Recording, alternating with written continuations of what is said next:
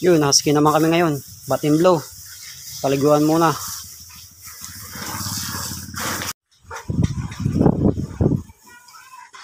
Dry naman ngayon mga boss. Mamaya blower na yan.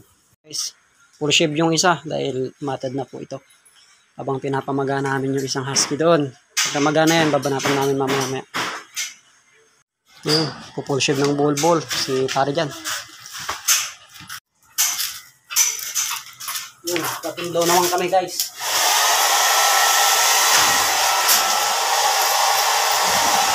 Dumating.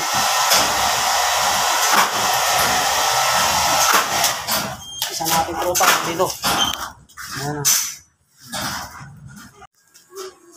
Yun, malapit na rin matapos si paring dyan sa kanyang pino-push na super matted kanina.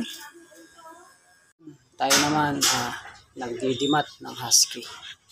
Habang tayo nagdidimat, ayan, sa mga gustong magpa-full dimatting dyan ng kanilang mga husky, gustong ma-maintenance yung buhok at hindi magkaroon ng buhol-buhol, ayan, open po tayo sa full dimatting. Ayan. Thank you. Ren, si boss dyan, papaligo na lang siya guys. Papaliguan niya na lang yung aso. Yun, yung ating dinidimat naman, halos papatapos na rin siya. Ang dami na rin tayo natanggal na balahibo na. Yung mga excess hair.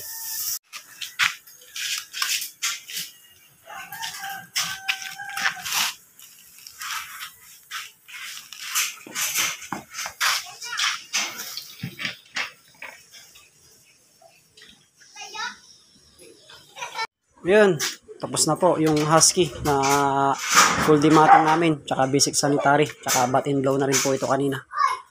Yun, okay na. Wala na po siyang ball.